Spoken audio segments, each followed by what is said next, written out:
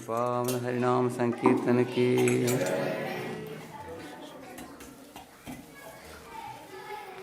ओम अज्ञानतिमिरान्धस्य ज्ञानाञ्जनशलाकया चक्षुः उन्मीलितं येन तस्मै श्रीगुरवे नमः। श्रीचैतन्यमनोभीष्टं स्थापितं येन भूतले स्वयं रूपः कदा मह्यं ददाति स्वपदान्तिकं। वन्देऽहं श्रीगुरोः श्रीयुतापदकमलं श्रीगुरून् वैष्णवांश्च। श्रीरूपं साग्रजातं सहगणरघुनाथान्वितं तं सजीवं साद्वैतं सावधूतं परिजनसहितं कृष्णचैतन्यदेवं श्रीराधा कृष्णपादान् सहगणललिता श्रीविशाखान्वितांश्च। नमः ओं विष्णुपादाय कृष्णप्रेष्ठाय भूतले श्रीमते भक्तिवेदान्तस्वामिनिति नामिने। नमस्ते सारस्वते देवे गौरवाणी प्रचारिणे निर्विशेषशून्यवादी पाश्चात्यदेशतारिणे। नमो महावदन्याय कृष्णप्रेमप्रदायते कृष्णाय कृष्णचैतन्यनाम्ने गौरत्विषे नमः। हे कृष्ण करुणा सिंधो दीनबंधो जगत्पते गोपेश गोपिका कांत राधा कांत नमस्तुते। तप्त कांचन गौरांगी राधे वृंदावनेश्वरी वृषभानुसुते देवी प्रणमामि हरिप्रिये। वाञ्छाकल्पतरुभ्यश्च कृपा सिन्धुभ्य एव च पतितानां पावनेभ्यो वैष्णवेभ्यो नमो नमः। जय श्री कृष्ण चैतन्य प्रभु नित्यानंद श्री अद्वैत गदाधर श्रीवासादि गौरभक्तवृंद। हरे कृष्णा कृष्णा कृष्णा हरे हरे हरे राम राम राम हरे हरे। हरे कृष्णा। हिंदी में बोले, हिंदी में बोलो। तो 3 साल पूरा हो रहा है भगवान श्री श्री गौर निताय इस आदिलाबाद में अवतरित होकर भक्तों की सब सेवा को स्वीकारते हुए हमारे सब भक्तों के ऊपर कृपा आशीर्वाद बरसाते हुए इधर के प्रचार काम को भगवान बढ़ाते आए हैं। तो आज के शुभ अवसर में बच्चों के द्वारा बहुत बढ़िया सांस्कृतिक कार्यक्रम किया गया। छोटे बच्चियां बहुत सुंदर तरीके से नाच रही थी गोपियों का वेश धारण करके, और छोटे छोटे लड़के बच्चों का संख्या बढ़ता जा रहा है। नए बच्चे जुड़ रहे हैं भक्ति में। बहुत अच्छा ड्रामा भी हुई। तो इन बच्चों ने जोर दिया कैसे प्रभुपाद की किताबों को हमें पहुंचाना चाहिए लोगों को इस गीता जयंती के महीने में, क्योंकि इसी महीने में भगवान श्री कृष्ण ने अर्जुन को ये दिव्य ज्ञान प्रदान की ज्योतिषर में आने वाले 25 तारीख को, है ना। देखिए आल्टर में आप जो देखते हैं श्री श्री गौर निताय, ये कृष्ण बलराम के अवतार हैं। शास्त्र बताते हैं कि कृष्ण दिव्य ज्ञान देते हैं, लेकिन बलराम आपको शक्ति देते हैं उस दिव्य ज्ञान के तलवार को उठाने के लिए। आपने देखा होगा शायद शिवाजी महाराज के तलवार कितने भारी थे, हम उसको हिला भी नहीं पाएंगे। ऐसे मैसूर का राजा का भी ऐसे ही तलवार है। हमने सुना कि वो घोड़े के ऊपर कूद पड़ते थे तो उनके शरीर में जितने गहने थी, कवच था, तलवार और इत्यादि अस्त्र शस्त्र थे, कुल मिलाकर जैसे मान लगभग 150 किलो था। तो घोड़ा भी थोड़ा मजबूत होना चाहिए, है ना, नहीं तो बैठ जाएगा ना वो। तो इस तरह उस जमाने में जो राजा लोगों के शरीर में इतनी ताकत था। आजकल हम लोगों के कलयुग के शरीर बहुत कमज़ोर शरीर है। अगर कुछ लगेज उठाते तो हाथ दुखता है। तो वो लोग इतने बड़े मोटे तलवार को उठाते थे वो लोग, राजा लोग ऐसे उस जमाने में। मैसूर के राजा का भी ऐसा ही है। इस तरह भगवान कृष्ण जो दिव्य ज्ञान दे रहे हैं भगवद गीता, वो तलवार से तुलना किया गया है, ज्ञान असीना करके। लेकिन उस तलवार को उठाने के लिए शक्ति कौन देते हैं? बलराम जी देते हैं। इसलिए बलराम को आदि गुरु बोलते हैं, बल देने वाले, इसलिए उनका नाम ही बलराम है। तो इसलिए दोनों भाई, आप देखेंगे कृष्ण के पीछे हमेशा गाय होता है।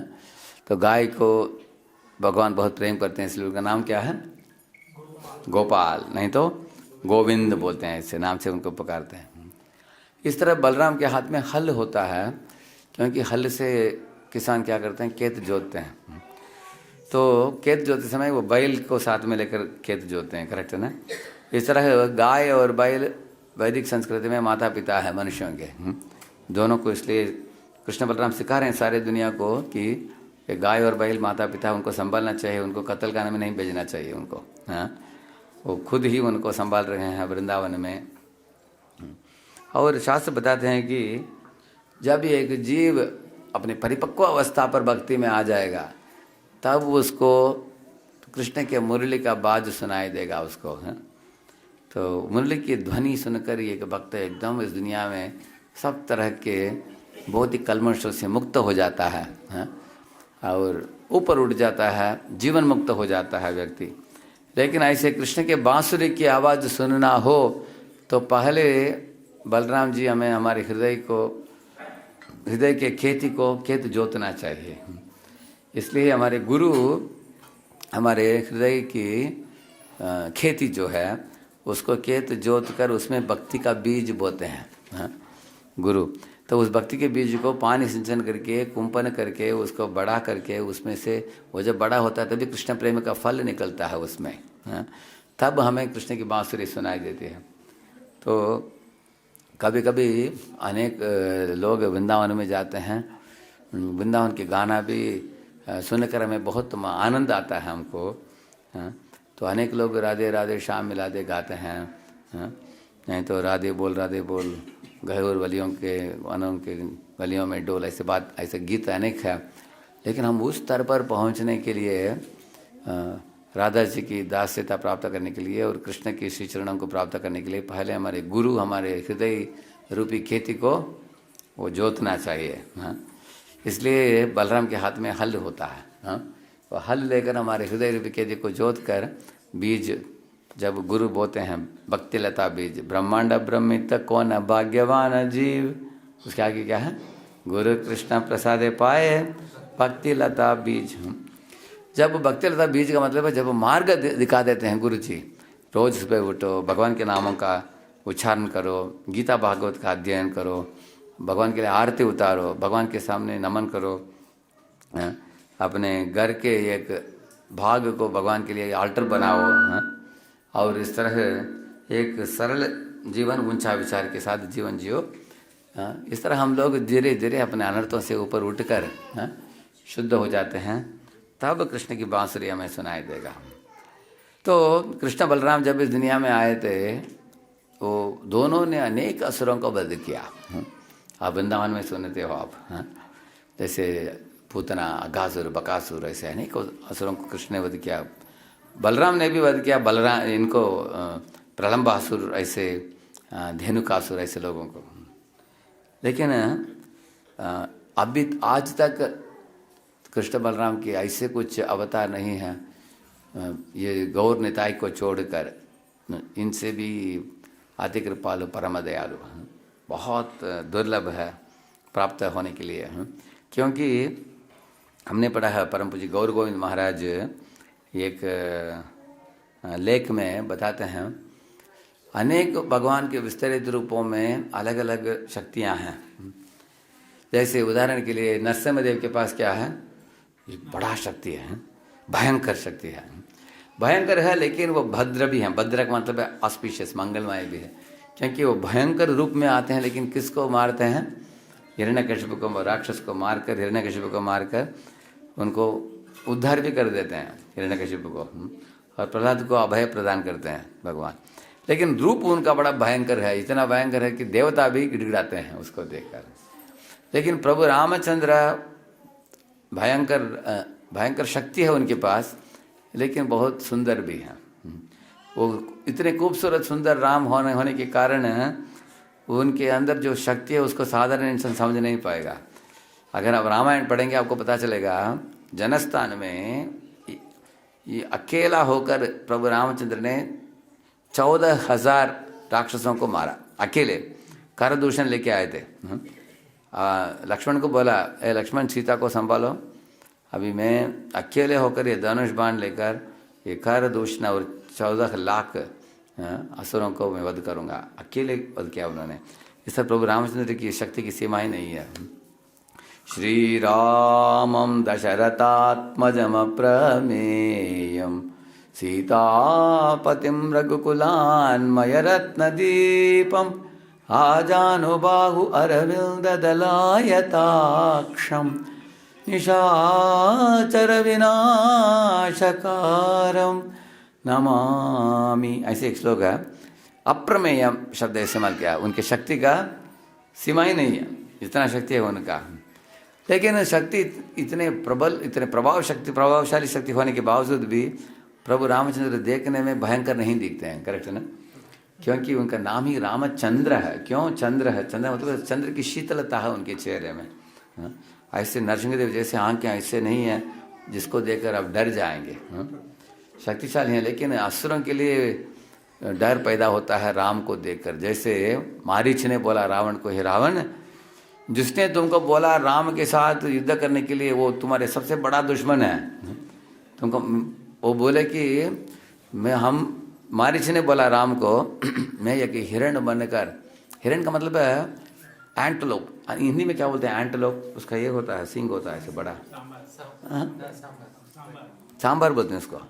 सांबर उस बात में क्या सांबर ही बोलते हैं उसको, एंटलोप उसके बड़ा ये। हाँ, ये मारीच बोला ऐसे हम जो भी हो सांबर हो सांबर तो एंटलोप बोलते हैं अंग्रेज में।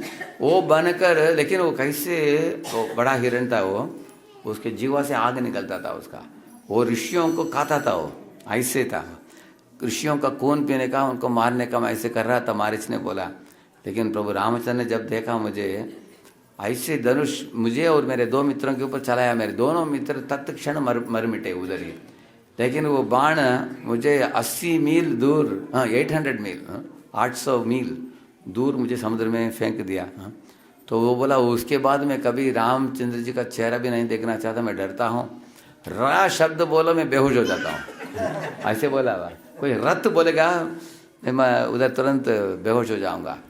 इसलिए मैं वो बोला कि मैं एक तपस्वी बनकर जंगल में रहता हूँ रावण। इस तरह भगवान रामचंद्र जी के पास भयंकर शक्ति है और असुर लोग उनसे डरते हैं ऐसे। लेकिन देखने में बहुत खूबसूरत है। लेकिन शास्त्र बताते हैं कि कृष्ण जो होते हैं उनके अंदर भयंकर शक्ति भी है, खूबसूरत भी है, लेकिन प्रभु रामचंद्र से ज़्यादा कृपालु भी हैं वो, ऐसे बताते हैं। क्यों ज़्यादा कृपालु है कृष्ण? हमारे शास्त्र में अनेक कारण बताया गया है। जैसे जब शूर्पणखा आई थी रामचंद्र जी के साथ विवाह करने के लिए, रामचंद्र जी मजाक उड़ा रहे थे उसकी, है ना। वो ऐसे बातचीत कर रहे थे कि उन्होंने बोला कि देखो मेरे साथ सीता है, लेकिन लक्ष्मण अपने पत्नी के बिना आया है, तो उससे विवाह कर लो, ऐसे बोले भगवान उसको। तो वो भी सोचा शूर्पणखा दोनों एक ही समान खूबसूरत हैं, ठीक है उनसे ट्राई करते हैं। तो उनको ट्राई मारने के लिए उनके पास गए। किसके पास? लक्ष्मण के पास। लक्ष्मण बोला देखो मैं पत्नी को छोड़कर आया हूँ किस लिए? प्रभु रामचंद्र को सेवा देने के लिए।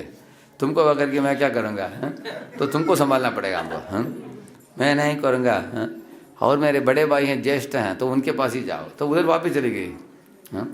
लेकिन बाद में इससे सोचा कि ये सीता जो है इसके कारण रामचंद्र जी मुझे शादी नहीं कर रहे हैं, इसलिए मैं इसको खत्म कर दूंगी।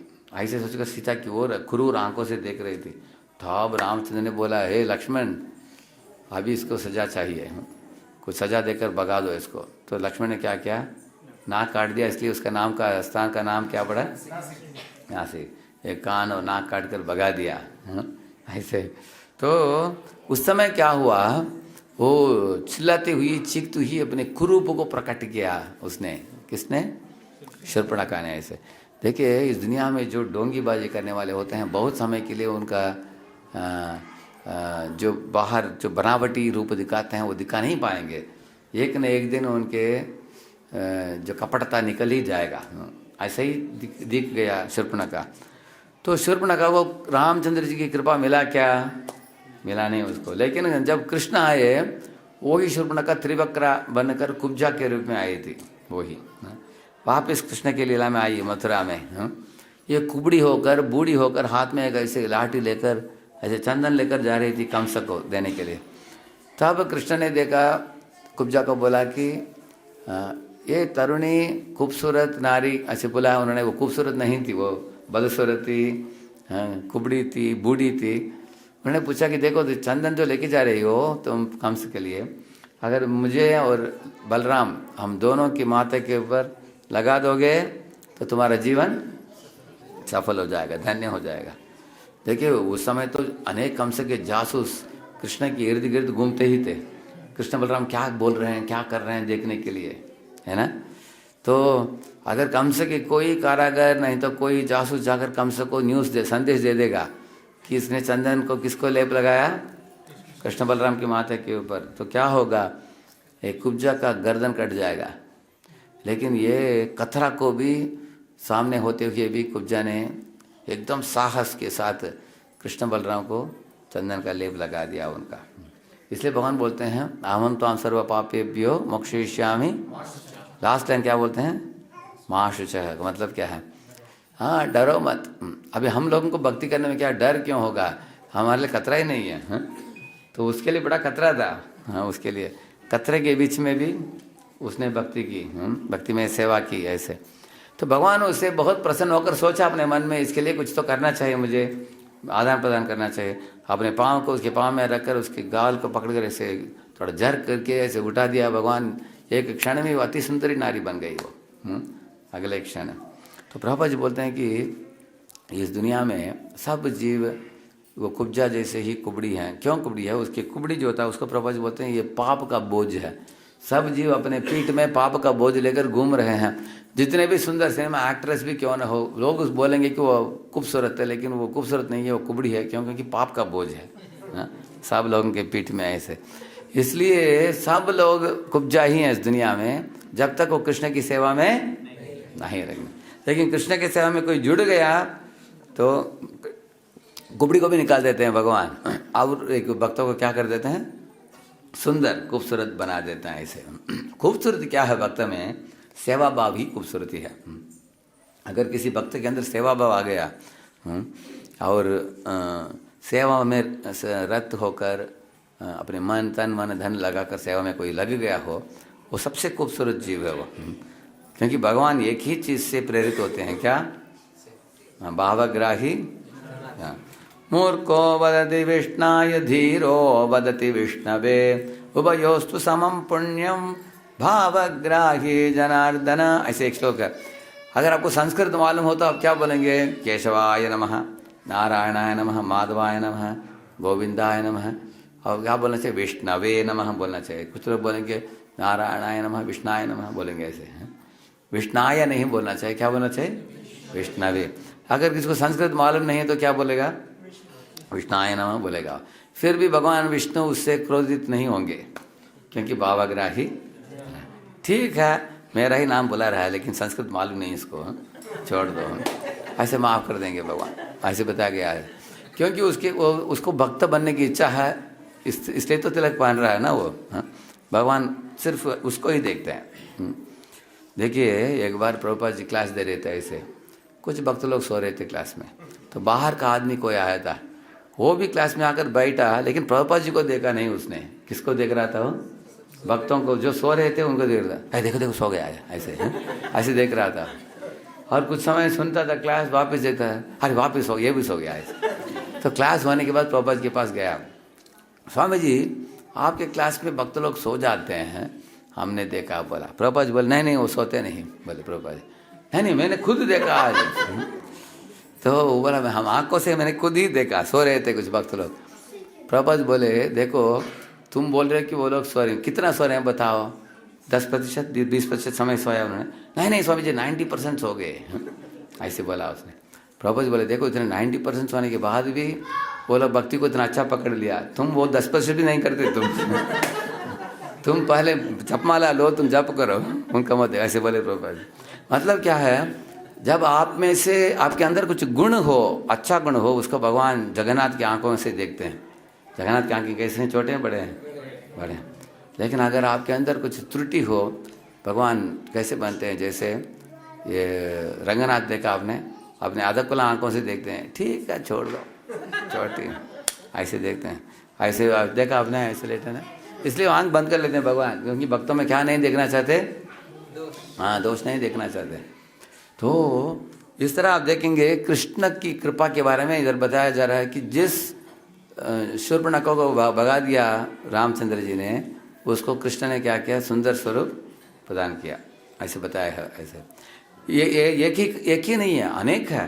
प्रभु रामचंद्र ने बंदरों को, वानरों को क्या दिया, सेवा दिया, सेतु बंध बनाने के लिए, लेकिन उनको वेतन कुछ नहीं दिया। वेतन किसने दिया, कैसे दिया? कृष्ण ने जब माखन चोरी की, उधर बगीचे में जो भी बंदर थे उनको बुलाया, बोला कि मैं पूर्व जन्म में आप लोगों को कुछ नहीं दिया, कुछ तो देना था मुझे, इतना सेवा लिया आप लोगों से, अभी खाओ माखन। उनको कहा माखन खिलाया उनको। इसलिए आप दोनों में से कृपालु ज़्यादा कौन है? प्रभु जी बोले कृष्ण है, क्योंकि उन्होंने सेवा के लिए कुछ गिफ्ट भी दिया। ऐसे बोलते हैं कि दंडकारण्य जंगल में अनेक ऋषि मुनि थे। एक दिन उन्होंने देखा कि सीता माता भोजन बनाकर परोस रही थी प्रभु रामचंद्र को। उसको देख कर बहुत इनके अंदर एक ऐसे इच्छा उदय हुई सब ऋषियों के हृदय में कि हम भी इस तरह एक रानी बनकर प्रभु रामचंद्र से विवाह करके हम भी ऐसे दाम्पत्य जीवन में रहकर उनको भोजन परोसना चाहते हैं हम भी। ऐसे उनके मन में एक इच्छा उदय हो गया। तो प्रभु रामचंद्र समझ लिया कि ये ऋषि मुनि लोग जो थे अपने रूप को बदलने में भी सक्षम थे। वो एक क्षण में वो अपने रूप को स्त्री के रूप में बदल सकते थे और रामचंद्र जी के पास आकर बोल सकते थे कि हमको विवाह कर लीजिए अभी आप। इसलिए प्रभु रामचंद्र बोला कि देखो हमने एक व्रत लिया है। क्या व्रत? एक पत्नी व्रत। इसलिए मैं सीता के साथ विवाह हो गया, किसी और से विवाह नहीं करेंगे। आप लोग इस तरह की इच्छा को अभी मत रखो, हाँ आप छोड़ दो, लेकिन मैं भविष्य में जब आऊँगा किस रूप में, हाँ कृष्ण के रूप में, तब आप सबके साथ विवाह करूँगा इस तरह। तो यही लोग आप देखेंगे अगले जन्म में गोपियों के रूप में आई। और अनेक लोगों ने अनेक द्वारका के रानियों को, कितने रानियों को रहे थे? नहीं तो आप लोग जेल में सालों साल रहे आप लोग, हैं? अभी आप लोग की योजना क्या है? तो वो बोली, राजकुमार ने बोली आप ही हमसे विवाह कर लो, ऐसे बोला। भगवान बोला ठीक है नो प्रॉब्लम। सबके सब कितने 16,000 रानियों के साथ, 16,108 के साथ विवाह किया भगवान ने। देखिए प्रभु जी बोलते हैं कि एक नवाब था मुसलमान के ज़माने में, उसके भी 160 स्त्रियों से विवाह किया उसने। लेकिन वो सब रानियों को बोलते हैं कि साल में 2 ही बार मिलूंगा तुमको, क्योंकि साल में लेकिन भगवान ने ऐसा किया क्या?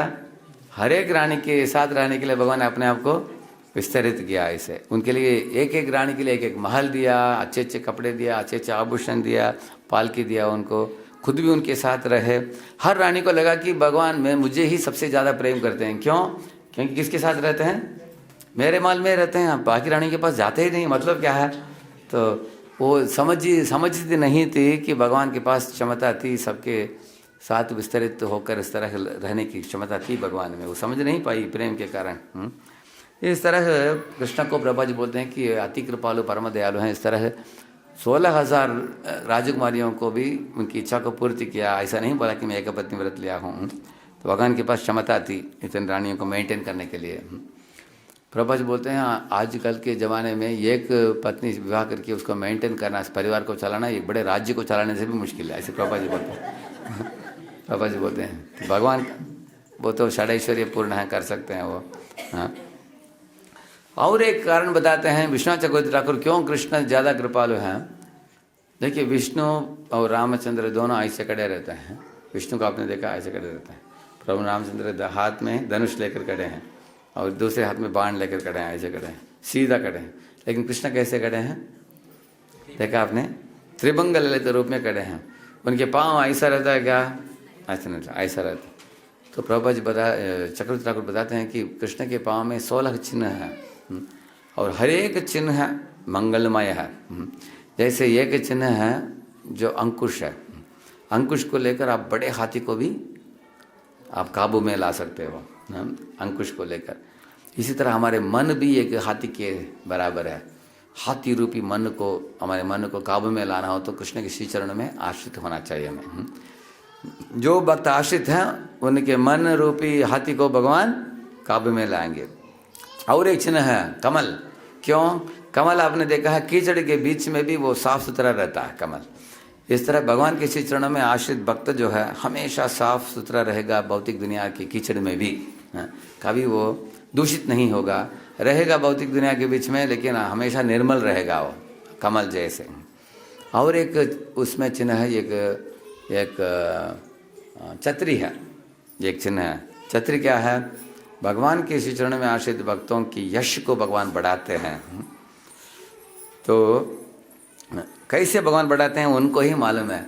एक लड़का था अमेरिका में, उसको इच्छा थी कि मैं हार्वर्ड में जाकर, हार्वर्ड बिजनेस स्कूल में पढ़कर मैं MBA बनूं हार्वर्ड में, लेकिन वो 5वीं कक्षा में फेल हो गया वो, और आगे पढ़ा ही नहीं वो, स्कूल जाना छोड़ दिया, पिताजी के बिजनेस में जुड़ गया वो।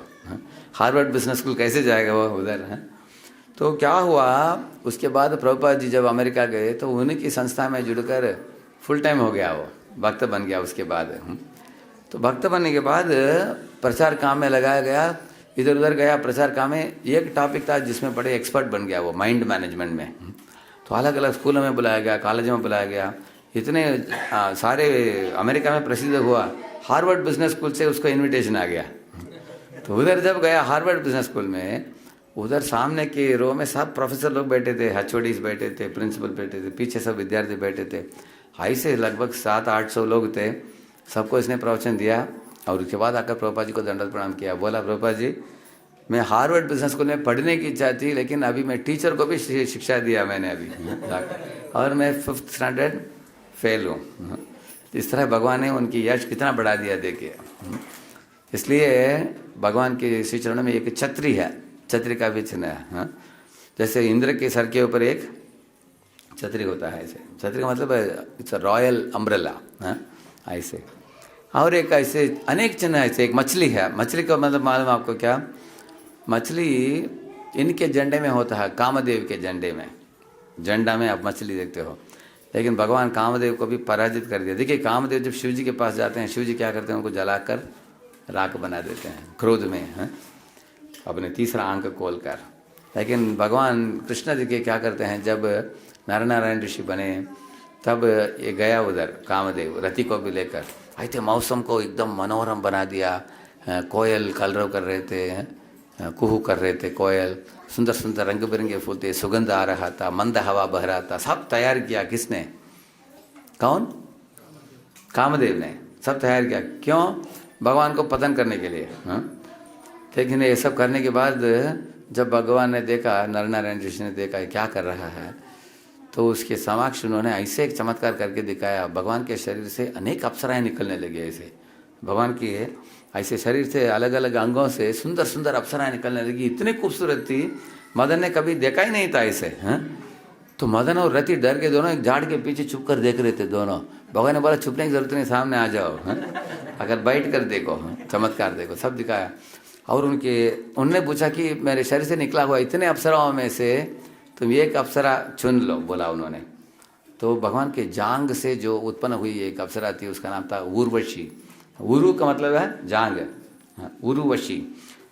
तो वो भगवान के शरीर से उत्पन्न हुई उर्वशी जो थी, उसको उन्होंने चुना था। भगवान ने बोला अभी मुझे मालूम है कि इंद्र ने भेजा है आप लोगों को। इंद्र का यही काम है, उसको डर होता है कभी कभी कि ये जो ऋषि मुनि तपस्या कर रहे हैं मेरे पोस्ट ले लेंगे, इसलिए उनकी टांग खींचने के लिए भेजता है अप्सराओं को। तो तब भगवान ने बोला उसको, ये उर्वशी को लेके जाओ और इंद्र को एक डोनेशन के रूप में दे दो उसको। बोलो कि मुझे मालूम है तुमने क्या नाटक किया है, फिर भी डोंट वरी, तुमको दंड नहीं है, उर्वशी राजनर्तकी बन जाएगी। तो क्यों बोला मैंने? भगवान विचलित तो होते ही नहीं कभी। ऐसे भागवत में एक श्लोक आता है, 16,000 रानियां होने के बावजूद भी भगवान काम वासना से कभी प्रभावित नहीं हुए।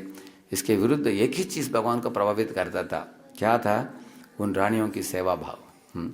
अगर उन रानियां चाहती थी कि भगवान के पद कमलों को धोए और उनके मुकुट को निकाल कर बाल संवारे, भगवान को भोग चढ़ाए, भगवान को खुद के हाथों से वो चामर डुलाती थी ऐसे, इसको देखकर भगवान बहुत प्रेरित होते थे कि इनके अंदर जितना सेवा भाव देखो ऐसे हैं। इसलिए एक श्लोक में बताया गया है, यस्येन्द्रिय मिमति तुम कुह कई नशे कुहू, बताया गया उनके इंद्रियों को, उनके मन को कोई विचलित नहीं कर सकता था, सिर्फ भक्तों की भाव, भक्तों की सेवा भाव से ही प्रेरित होते थे भगवान। इसलिए कृष्ण को अति कृपालु परम दयालु बताते हैं। लेकिन अभी आज हम इतना आपको क्यों बोला? पहले बोला नरसिंहदेव, उसके आगे क्या बोला? रामचंद्र, उसके आगे कृष्ण। अब कृष्ण से भी आगे और एक व्यक्ति हैं जो श्री चैतन्य महाप्रभु हैं, जो कृष्ण से भी ज़्यादा कृपालु हैं। क्यों? कृष्ण क्या बोलते हैं? मामेकम शरणं व्रज, मेरे शरण में आओ, तब मैं क्या करूँगा? आपको मुक्त करूँगा सब पापों से। चैतन्य महाप्रभु ऐसा नहीं बोलते हैं कि तुम मेरे पास आकर शरण लो, मैं तुमको मुक्त करूँगा। क्या बोलते हैं? नित्यानंद प्रभु इधर आओ, हरिदास ठाकुर इधर आओ, सुनो सुनो नित्यानंद सुनो हरिदास, सर्वत्र हमारा आज्ञा करो हो प्रकाश। हे नित्यानंद, ये हरिदास, कलयुग के जीव बहुत भटक गए हैं, पतित हो गए हैं, और उनके हृदय में लेश मात्र भी जिज्ञासा नहीं है। भगवत संबंध में जिज्ञासा है, किसके लिए? सिनेमा क्या चल रहा है, क्रिकेट कब चलेगा, इन चीज़ों में जिज्ञासा है, लेकिन किस में जिज्ञासा नहीं है? आध्यात्मिक जिज्ञासा नहीं है। इसलिए तुम क्या करो, अगर तो हम इंतजार करते रहेंगे तो जीव अपने आप नहीं आएंगे। इसलिए तुम क्या करो, प्रति घरे घरे गिया करो यही भिक्षा, बोलो कृष्ण भजो कृष्ण करो कृष्ण शिक्षा। बताते हैं, तुम घर घर में जाओ, दरवाज़ा खटखटाओ, लोग जब दरवाज़ा खोलेंगे उनको कुछ मत मांगो, 3 चीज़ बताओ उनको। बोलो कृष्ण, कृष्ण का नाम जपो, भजो कृष्ण, कृष्ण की श्री मूर्ति का उपासना करो, पूजा आराधना करो, और करो कृष्ण शिक्षा का मतलब है गीता भागवत पढ़ो और दूसरों को सुनाओ। ये 3 ही चीज़ करने के लिए बोलो। तो उसके बाद नित्यानंदपुर हरिदास ठाकुर जाते थे ऐसे। कुछ लोग इतने बोले वाले थे, मासूम थे। नित्यानंद प्रभु जब नित्यानंद प्रभु खूबसूरत दिखते थे, नीले धोती पहनते थे, वो बलराम ही है। तो उनको देखते ही लोगों के मन में सद्विचार उठता था कि ये कोई दिव्य व्यक्ति आया है हमारे घर में और बोल रहा है कि नाम जपो, तो तुरंत नाम ले लेते थे। उनके हाथ से माला लेकर नाम ले लेते थे। लेकिन कुछ लोग थे बोलते थे क्या माला करना है, समय किधर हमारे पास, ऐसे बोलते थे कुछ लोग हैं। नित्यानंद बोलते थे नहीं नहीं, कभी भी कर सकते हैं नाम, आप सुबह भी कर सकते हैं, दोपहर को कर सकते हैं, रात को कर सकते हैं ना।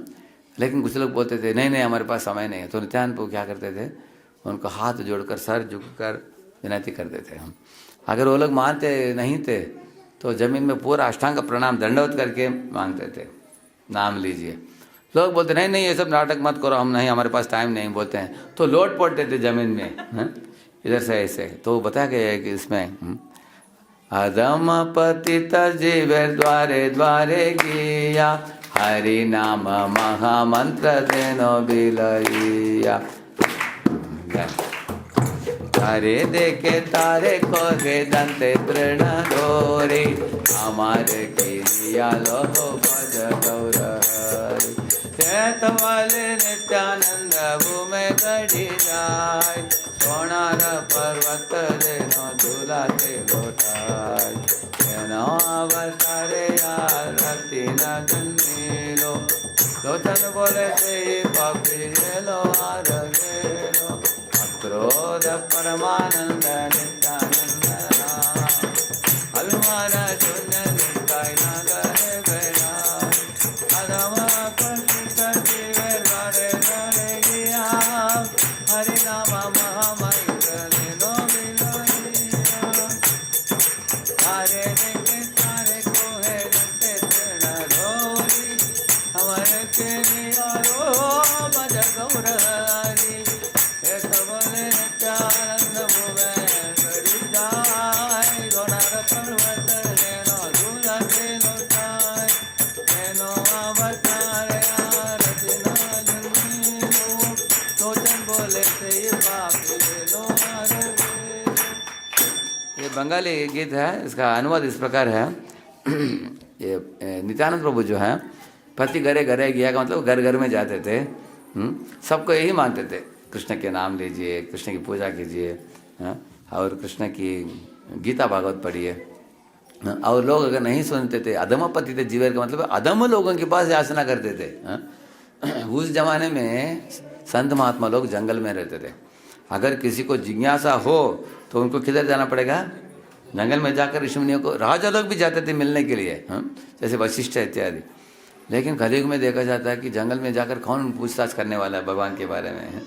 जैसे अगर आप देखते हैं किसी के आपके घर में तबीयत थोड़ा बिगड़ गया तो हम अस्पताल में जाते हैं, लेकिन तबीयत एकदम बिगड़ गया तो क्या होता है? डॉक्टर घर में आता है। डॉक्टर को लाते हैं कि नहीं? फैमिली डॉक्टर को बुला देते हैं, डॉक्टर घर में आ जाइए, तो पेशेंट बहुत सीरियस। अभी कलयुग में सब सीरियस हैं सीरियस पेशेंट है, इसलिए उन्हें बोला घर घर में जाओ घर घर में जाकर। सीरियस का मतलब क्या है? आध्यात्मिक जिज्ञासा करने वाले कलयुग में जीव बहुत कम है, कम मात्रा में। 90% लोग मांस खाते हैं सारे दुनिया में ऐसे, और गलत गलत कुकर्म में फंस जाते हैं। इसलिए हालांकि ये मार्ग सरल दिख रहा है आपको, लेकिन इसको जो गंभीरता से लेता है व्यक्ति, वो ज़रूर भगवतधाम लौट जाएगा वो। अगर किसी को कोई व्यक्ति को विश्वास बैठ गया है ना इस पथ में, बस हरिनाम करना, भागवत पढ़ना, इसी जन्म में हम लौट जाएंगे। क्योंकि इसमें कलयुग में श्रद्धा चाहिए। अगर आपके पास श्रद्धा है तो सब कुछ है आपके पास, और कुछ नहीं चाहिए आपको। मार्ग बहुत सरल है, लेकिन इस मार्ग को, इस पथ को पकड़ने के लिए हमको क्या चाहिए? श्रद्धा की ज़रूरत है बस। तो नित्यानंद के बारे में बताया गया कि यह तो बोले नित्यानंद भूमि गड़ी जाए, ऐसे याचना करते करते वो भूमि में पड़ जाते थे, और सोनार पर्वत जिनो दुलाते लौटाए, ऐसे लोट पोट कर विनती करते थे। तो लोग उसको देखकर बोलते थे, नहीं नहीं नहीं नित्यानंद ऐसे मत करो, तुमको देखकर हमको अफसोस होता है, हमको दर्द होता है इसको देखकर। ठीक है, तुम्हारी इच्छा के लिए हम क्या करेंगे, एक माला चालू कर देंगे, ऐसे लोग बोलते थे। ठीक है, उसके बाद माला दे देते, तो ऐसे ही उनको माला करवाया उन्होंने। देखिए कितना बड़ा बदलाव उठा है। जब बलराम के रूप में आए, उन्होंने एक बहुत अहंकारी पुरुष को देखा, उसका नाम था रोमहर्षण सुता, वेद व्यास का शिष्य था वो। लेकिन ऐसे व्यासासन में बैठा था हजारों लोगों के समक्ष, लेकिन उसको बहुत गर्व था कि मैं बड़ा पढ़ा लिखा हूँ। सब लोग खड़े होकर बलराम जी को स्वागत किए, आदर सम्मान दिया, लेकिन इसने उनको परवाह नहीं किया, उसको उनके अनादर किया उनको। तब बलराम ने बोला ऋषि मुनियों को, ये आपको भागवत सिखाने के लिए योग्य नहीं है। जो खुद ही अपने जीवन में उतारता नहीं है, वो दूसरों को सिखाने के लिए अयोग्य है वो। इसलिए उन्होंने क्या किया, एक तृण मात्र हाथ में लेकर उसके स्पर्श को, उसके सर को स्पर्श किया, बस तत्क्षण वो मर मिटा वो। कौन? रोमहर्षण सुता। ऐसे उसके बाद उसके बेटा सुत गोस्वामी, बहुत नम्र था, अच्छा लड़का था, वो उनके वक्ता बना उसके बाद। लेकिन वो ही बलराम जी वो तृण को लेकर कलयुग के जीवों को मारने के बदले क्या करते हैं, उसको अपने मुंह में रखते हैं। दंते तृण धोरी ऐसा बताया गया। जारे देखे तारे को है दंते तृण धोरी। दूसरों को मारने के बदले अपने मुंह में रखकर वो याचना करते हैं। हमारे दांत में तृण रखने का मतलब है नम्र होकर दूसरों को याचना करना। ऐसे दूसरों के पांव पकड़कर वो विनती करते हैं कि भक्ति में जुड़ो। ऐसे तो ये नित्यानंद प्रभु हैं, महाप्रभु ने उनको भेजा था।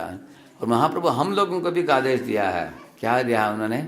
भारत भूमित होइले मनुष्य जन्म जार, जन्म सार्थक कोरी कर पर उपकार। बोलते हैं कि अगर आपका जन्म भारत में हुआ हो, इधर कोई अमेरिका से उतरा है क्या? इधर सब लोग किधर से हैं?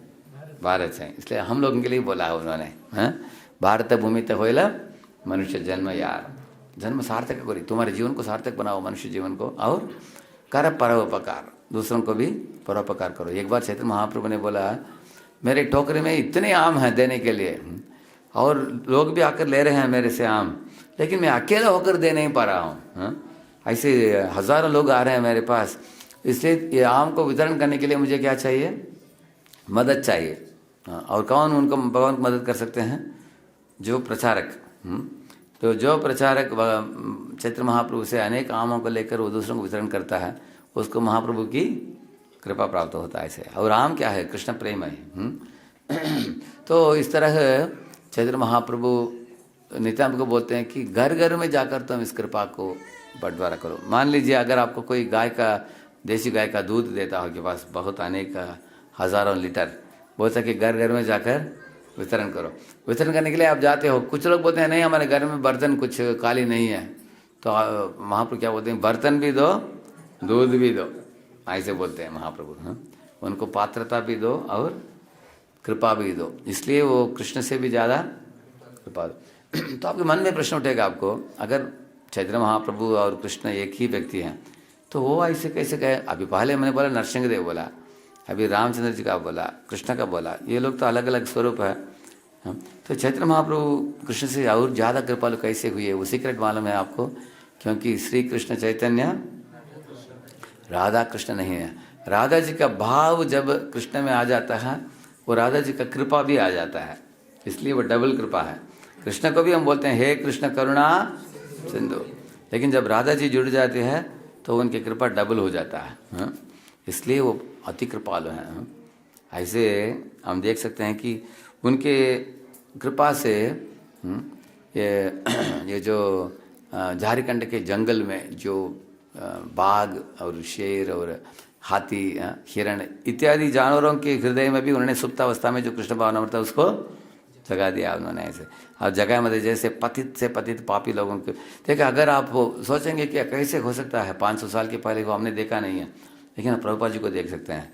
प्रभुपाद जी ने हमारे समय में अमेरिका में एक भी व्यक्ति नहीं था जो कृष्ण का नाम लेता था पहले।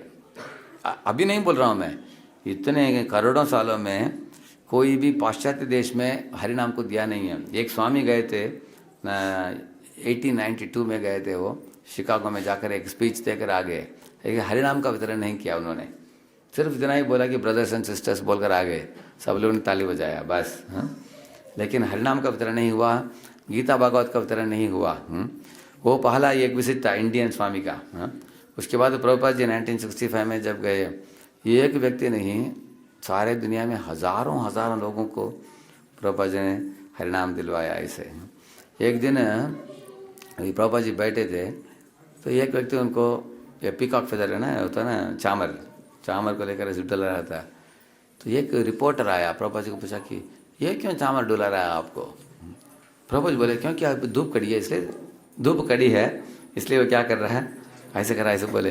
क्योंकि रिपोर्टर लोग कभी ईर्ष्यालु होते थे, अरे स्वामी जी इंडियन स्वामी हैं, एक अमेरिकी भक्त है, इनको ये कर रहा है इसे।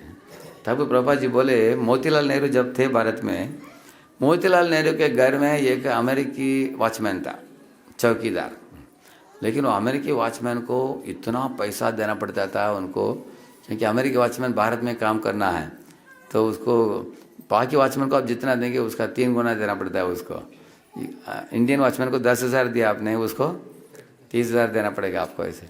तो मोतीलाल नेहरू ने सोचा कि मैं अमेरिकी वॉचमैन रखूँगा तो मेरा क्या बढ़ेगा, प्रेस्टीज बढ़ेगा हमारा। लेकिन प्रभुपाद जी बोले देखो ये प्रेस्टीज बढ़ाने के लिए ऐसा रखा है किसी को, लेकिन प्रभुपाद जी बोला मैं एक भी पैसा देता नहीं इन लोगों को। लेकिन एक नहीं, 2 नहीं, कितने हजारों लोग वृंदावन में आकर, स्त्रियां साड़ी पहनती हैं अमेरिकी स्त्रियां, और अमेरिकन पुरुष धोती कुर्ता पहनते हैं और झाड़ू मार रहे हैं। एक मंदिर में नहीं, उनके समय में 108 मंदिर में, अभी 1000 मंदिर हो गया इस्कॉन का। तो इतने अमेरिकी लोग, लंदन के लोग, ऑस्ट्रेलियन, कैनेडियन, यूरोपियन, ये लोग जाकर सेवा क्यों देते हैं, प्रभुपाद जी क्या दे रहे हैं उनको, क्योंकि प्रभुपाद उनको कृष्ण प्रेम प्रदान किया। जिनको भगवान की भक्ति प्राप्त हुई वो लोग तन मन धन देकर सेवा करने के लिए तैयार हो गया ऐसे। तो आप चमत्कार देख सकते हैं, जो चमत्कार गौर निताई ने किया उस जमाने में 500 साल के पहले, अभी प्रभुपाद जी ने उसको ही रिपीट करके दिखा दिया सारे दुनिया को, है कि नहीं। ये सोचने की बात है।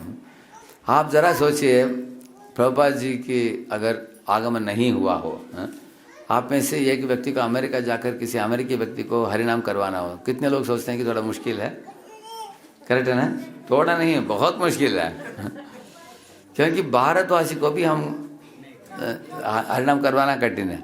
अभी पुणे में इतने कट्टर ब्राह्मण हैं, अच्छा मंत्र पाठ इत्यादि करते हैं, लेकिन एक माला भी नहीं करेंगे हरिनाम, बहुत मुश्किल है। लोगों से करवाना आसान काम नहीं है। और अमेरिकी लोग, गोमांस खाने वाले लोग जो होते हैं, उनको तो दिमाग ही नहीं है। ऐसे लोगों को स्वीकृति देकर हरिनाम करवाना, 16 साल माला करवाना आसान काम नहीं, एक दो नहीं। आप देखेंगे हमारे मायापुर में 15,000 फॉरेन डिवोटीज आते हैं। कब? ये गौर पूर्णिमा के टाइम में। तो हम लोग जो इस्कॉन से जुड़े हैं, इस संस्था को हमें सस्ता नहीं लेना चाहिए। क्योंकि लास्ट में एक पॉइंट बोलकर मैं प्रवचन को विराम देता हूँ। देखिए, जगन्नाथपुरी में एक व्यक्ति को घर था मंदिर से 2 मिनट दूर में, इधर से उधर, मंदिर उधर ही था, इधर ही ठहरा था। उसके कोई मेहमान आए थे कहीं से, तो असम से कोई आए थे उसको मिलने के लिए। बोला कि असम से आए हुए मेहमान, वो जगन्नाथपुरी में रहने वाला उनके रिश्तेदार को बोला कि घर में लगे सब डालकर नहा धोकर, बोला कि मैं जगन्नाथ की दर्शन के लिए जा रहा हूँ, मैं जाकर आता हूँ। और वो मेहमान बोल रहे थे इसको, अरे तुम इतने बड़ा भाग्यशाली हो, तुम किधर रहते हो? जगन्नाथपुरी में, धाम में ही रहते हो, तुम धामवासी हो गए। धाम में कुछ बिजनेस करने के लिए गया हो, धाम में ही ठहर गया हो, तुम बड़े भाग्यशाली हो, बोला उन्होंने। क्योंकि जगन्नाथ इतने निकट है तुम्हारा है, तुम तो रोज दर्शन ले सकते हो। वो बोला हाँ हाँ, आपने जो बोला सही बात है, मैं बड़ा भाग्यशाली हूँ। तो कितने बार दर्शन लेते हो जगन्नाथ की? वो बोला अभी 5 साल हो गया जगन्नाथपुरी आकर, एक भी दिन लिया नहीं मैं दर्शन। ऐसे बोला उसने, एक भी दिन लिया नहीं तुमने? वो बोला फिर क्या है, निकट ही है ना, कभी भी हम जा सकते हैं, ऐसे बोला उसने। क्योंकि इसलिए अति परिचयात अवज्ञात बोला गया। जो चीज़ हमें सस्ते में मिल जाता है हम क्या करते हैं? ऐसे एक चाणक्य नीति में एक नीति आता है कि बोलता है कि एक बूढ़ी स्त्री थी, वो ऐसे जंगल में रहती थी जिधर अनेक चंदन के पेड़ थे। तो चंदन के पेड़ को काट कर वो ईंधन के लिए लगा देती वो, क्योंकि उसको मालूम नहीं था उसका मूल्य। करेक्ट है ना? इसी तरह हम भी कभी कभी हमें इतने सस्ते से भक्ति मिल गया है कि हम उसकी मूल्य हम कभी समझ नहीं पाते हैं जो दिया जाता है। जैसे कोहिनूर डायमंड होता है ना, और एक ग्लास का भी इमिटेशन करते हैं, देखा आपने? दोनों देखने में कैसे दिखता है? हाँ, सेम दिखता है, लेकिन जो डायमंड है वो करोड़ों रुपया है, और ये जो ग्लास है कुछ हज़ारों में मिल जाएगा आपको ऐसे। इसलिए हमको समझना चाहिए कि जो हमको प्राप्त हो रहा है वो डायमंड है, रत्न है। तो मैंने बताया आपको, गौर निताई दोनों हाथ ऊपर करके बहुत प्रेम से सब जीवों को पुकार रहे हैं, हे जीव आ जाओ, भगवान के नाम लो, प्रसाद पाओ, कुछ नहीं करना है तुमको। ये जैसे हम बोलते हैं ना, सरल मार्ग है ये, और किसी को मार ही नहीं रहे हैं। सब जीवों के हृदय में जो आसुरी प्रवृत्तियां हैं उनको ही मार रहे हैं, मिटा रहे हैं। उनको मिटाकर उनके हृदय में प्रेम को जगा रहे हैं कृष्ण के लिए। तो हम ये गीत गाकर हम प्रवचन को विराम देंगे। यह मृदंगा परम करुणा पहु दुर्जाना निताय गौर चंद्र। सब लोग बोलिए, परम करुणा पहु दुर्जाना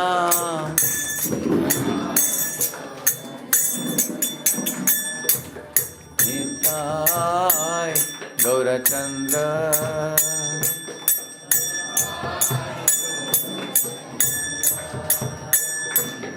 सब अवतारा कर शिरोमणि केवल आनंद कंद।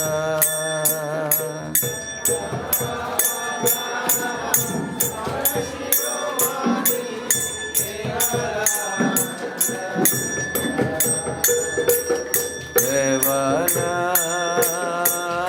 आनंद कंद, केवल आनंद कंद, केवल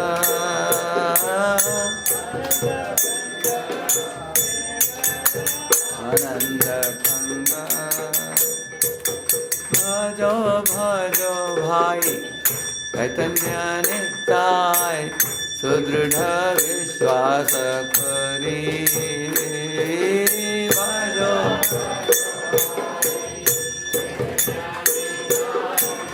सुदृढ़ विश्वास,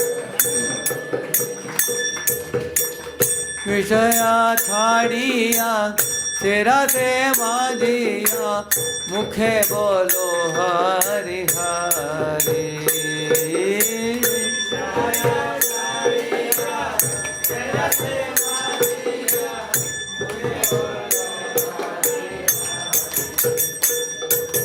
देखो रे भाई त्रिभुवन नाय, यम मन दयाल दाता त्रिभुवन राय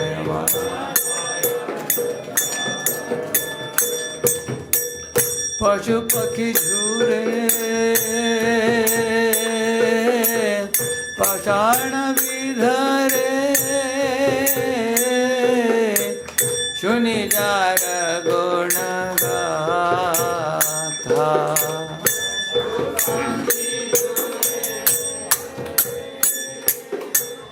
पाषाण विधरे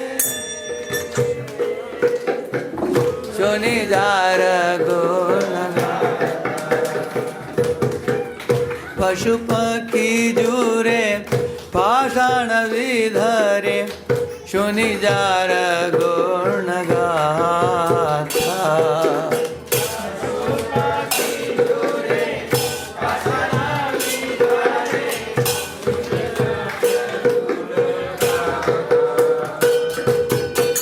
संसारे माझिया रोहिले पोरिया ते पदे नहीं लो आशा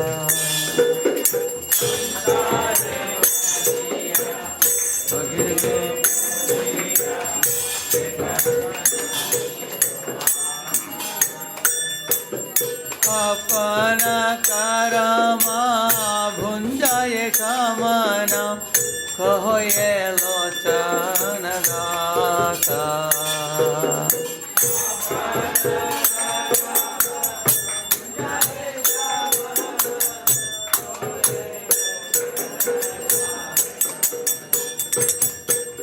परम करुणा बहु दूरी जाना निताय गौरचंद्र परम करुणा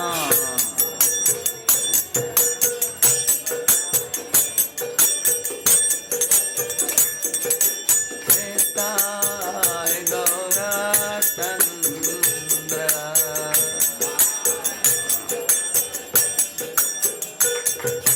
हरे कृष्णा हरे कृष्णा कृष्ण कृष्ण हरे हरे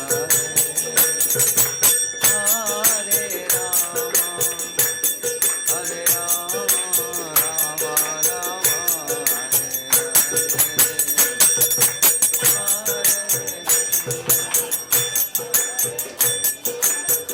कृष्ण कृष्ण हरे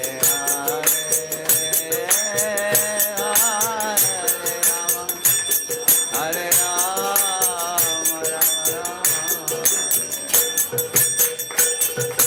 गौरानिताय जय गौरानिताय गौरानिताय श्री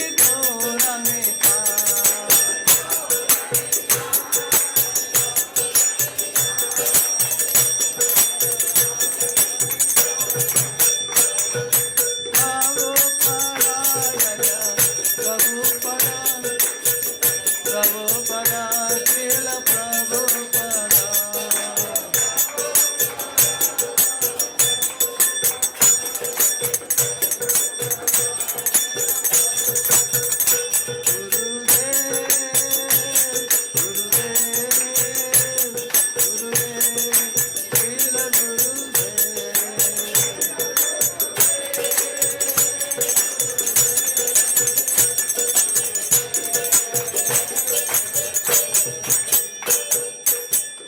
श्री गौर निताय की।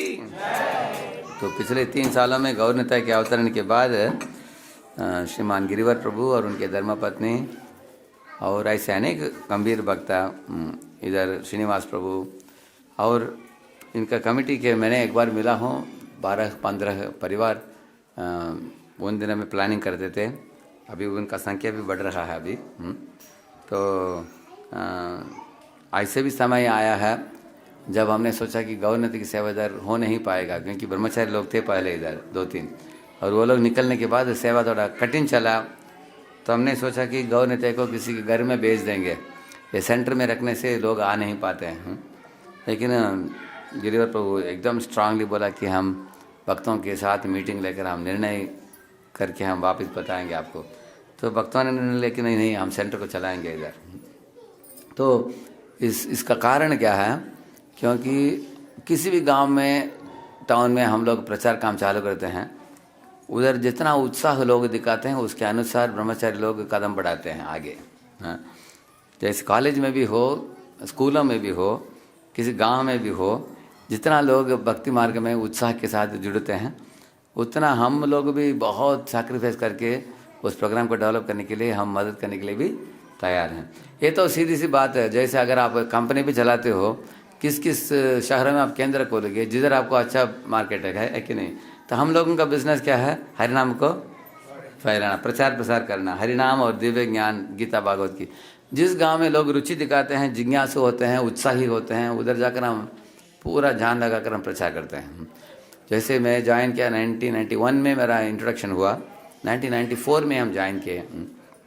तो पिछले 26 ईयर्स हम पहले तो हम महाराष्ट्र में जाते थे, उसके बाद भारत के लगभग 15 शहरों में जाते थे। अभी अमेरिका में बॉस्टन में रहकर, बॉस्टन से चालू किया हमने, लेकिन अमेरिका में भी 6 स्थान है, जैसे सैन होजे है वेस्ट में, ईस्ट कोस्ट में भी, वेस्ट कोस्ट में भी अनेक जगहों में कार्यक्रम होता है, लोग बुलाते हैं। तो डिमांड बहुत है। हम लोग डिमांड जब होता है उधर उधर ही जाते हैं, जिधर लोग हम आने जाने के बीच के टाइम है वो कैसे भक्ति करते हैं वो देखेंगे हम, करेक्ट है ना। जब हम जाते हैं बहुत भीड़ आ जाता है उस समय, लेकिन बाकी टाइम स्टडीनेस का मतलब क्या है, रोज भक्ति करना, रोज 16 माला करना, रोज 4 नियमों को पालन करना, रोज भागवत को पढ़ना। अगर आप करेंगे तो आदिलाबाद में बड़े प्रीचिंग का डेवलपमेंट होने की संभावना ऑलरेडी हो चुका है, बहुत कुछ और भी हो सकता है। लेकिन इधर जो कमिटेड डिवोटीज जो हैं, उनकी संख्या को आप लोग और बढ़ाना चाहिए, तब गौर नेता की कृपा बड़ी मात्रा में आएगा। जैसे प्रभुपाद जी अमेरिका में प्रचार किया 70s में, बहुत उन्होंने डेवलप किया। तो हज़ारों 10,000 लोगों को जोड़ा प्रभुपाद जी ने इस्कॉन संस्था में। उसमें 5,000 को दीक्षा दिया उन्होंने, और 5,000 लोग वेट कर रहे थे। तो इतने गंभीर भक्तों को ये अकेले आदमी 12 साल में किया उन्होंने ऐसे। तो हम सब को भी मौका है, प्रभुपाद जी ने हमारे जीवन को सरल बना दिया अभी। हमको सिर्फ उन्होंने जो रोड लगाया हमारे सामने, रेलवे लाइन लगाया, उसको फॉलो करना है हमको बस। तो ये 3 साल हो गया है गौर निताई का, अभी 4था साल में गौर निताई प्रवेश कर रहे हैं इधर आदिलाबाद में।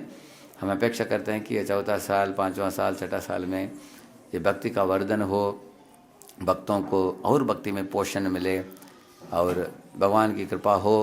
तो ये मंदिर जो अभी काली है, जिसमें श्री विग्रहों को स्वागत करने की एक योजना है, ये योजना तब पूर्ति होगा जब भगवान हमसे प्रसन्न होते हैं। तो पीछे जो बैठे हैं सारे शिरोमणि प्रभु आप लोग देख रहे हैं, यू रेज योर हैंड्स, बहुत हैंड्स, हरि बोल। ये सारे शिरोमणि प्रभु हैं। ये हमारे हैदराबाद मंदिर के ब्रह्मचर्य आश्रम में 18 ब्रह्मचारीज हैं, उनके लीडर हैं सारे शिरोमणि प्रभु। तेलुगु बोलते हैं, हिंदी बोलते हैं, इंग्लिश बोलते हैं, सब बोलते हैं।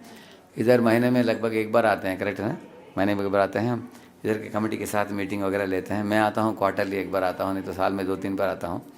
तो अभी ये मैराथन के महीने में हम लोग गीता वितरण के ऊपर जोर दे रहे हैं। इस कारण क्या है, देखिए हम गांव में जाते हैं, अनेक गांव वाले बोलते हैं कि क्रिश्चियन लोग बाइबल मुफ्त में देते हैं। आजकल मुसलमान लोग भी कुरान मुफ्त में देते हैं, वो भी बस पार्टी लेकर जाते हैं। वो भी प्रभुपाद जी सीखा, सब लोगों ने प्रभुपाद जी की मॉडल देख लिया उन्होंने, बस में कुरान भर के जाकर फ्री में वितरण करते हैं। जैसे मेरा एक ब्रह्मचारी जूनियर था, वो उधर अमेरिका में बॉस्टन में, हम लोग बुक टेबल लगाया, उधर एक मुस्लिम आकर कुरान दिया उसको गिफ्ट में, तो इसको भी पढ़ा उसके साथ ऐसे। तो लोग इतने मुफ्त में बांट रहे हैं वो। तो गांव के लोग पूछते हैं कि आप लोग 150 बोलोगे भगवद गीता, हम कैसे खरीद पाएंगे, वो लोग मुफ्त में दे रहे हैं, तो लोग किसको लेंगे। भारत में लोगों का स्लोगन क्या है, चीप एंड बेस्ट। उनको चीप एंड बेस्ट चाहिए, मुफ्त में हो तो कुछ भी ले लेते हैं वो। हाँ, भारत में ऐसे। हाँ, तो इसलिए हम लोग भी गीता को सब्सिडाइज करके स्कूलों में 150 रुपये की गीता को हम 50 में ऐसे कम करके हम बच्चों को देते हैं, जिससे लाखों लोग बच्चे लोग भाग लेते हैं इसमें। इस साल हमारे हैदराबाद मंदिर का टारगेट है 1 लाख भगवत गीता वितरण करना।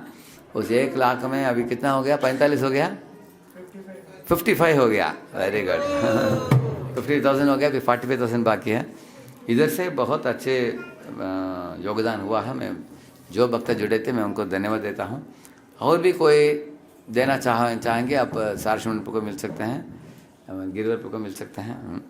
आप लोग इस प्रोजेक्ट में हेल्प कीजिए, क्योंकि हम जितना गीता पहुंचाते हैं घर घर में, इंसान जो है उसको पढ़कर सुधरने के लिए उसको मौका है। तो हमारा पहला प्रोजेक्ट क्या है? गीता भागवत को पहुंचाओ लोगों के पास। उसके बाद जिनके पास गीता भागवत है उनको कार्यक्रम में बुलाओ।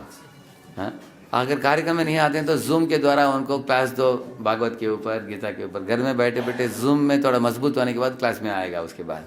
करेक्ट है ना? तो इस तरह अगर वो भागवत पढ़ लिया तो माला करना भी उसका रेगुलर हो जाएगा, तो चित्त शुद्ध हो जाएगा। तो हम भारत में भक्तों की संख्या को बड़े मात्रा में बढ़ा सकते हैं। और बाद में क्या करना चाहिए? सब लोग सारे दुनिया में प्रचार करना चाहिए। प्रभुपाद ने बोला India has failed in her duty to give this knowledge to all over the world. Prabhupada बोले कि भारत अपने ड्यूटी में फेल हो गया, ऐसे बोले। लेकिन भारत तो फेल हो रहा था पहले, लेकिन प्रभुपाद ने फेलियर होने नहीं दिया। उन्होंने खुद जाकर वितरण किया। अभी हम लोगों को भी वही करना है। Everywhere there is a great need. जैसे आप श्याम लीला प्रभु और माता जी, प्रेम भक्ति माता जी ना, हाँ, अभी देखिए ये लोग जर्मनी में प्रचार करके 10 परिवारों को जोड़ा। अभी एक सुदामा गोपाल पर उज्ज्वल राधे माता जी, उन्होंने ही लाया उनको भक्ति में, ये लोगों को, ये ऐसे उन्होंने 10 बड़े बड़े लोगों को लाया। और एक एक व्यक्ति अभी उनके पास 100 लोग हैं प्रचार कर रहे हैं। वैसे इस तरह से हम अपेक्षा करते हैं कि आप लोगों के द्वारा, मैं इतना प्रचार काम के बारे में क्यों बोल रहा हूँ आज, क्योंकि आज गौर नेता का एनिवर्सरी डेट है। उनका काम वही है, उनका काम के बारे में हम बोल रहे हैं। तो आप लोग याद रखना। और गंभीर भक्त का मतलब है इस्कॉन में 16 माला करना, सुबह नहीं तो शाम, दोनों टाइम में। सुबह नहीं हुआ तो शाम के टाइम आरती होना चाहिए घर में, या तो सुबह नहीं तो शाम। आरती एक बार कीजिए दिन में, और हरिनाम कीजिए 16 माला, और चार नियम पालन कीजिए। मांस नहीं, जुआ नहीं है, अवैध संग नहीं, नशा नहीं। और प्रभुपाद की किताबों को पढ़ना और उसको वितरण करना, हरिनाम संकीर्तन में भाग लेना, बस इतना ही है।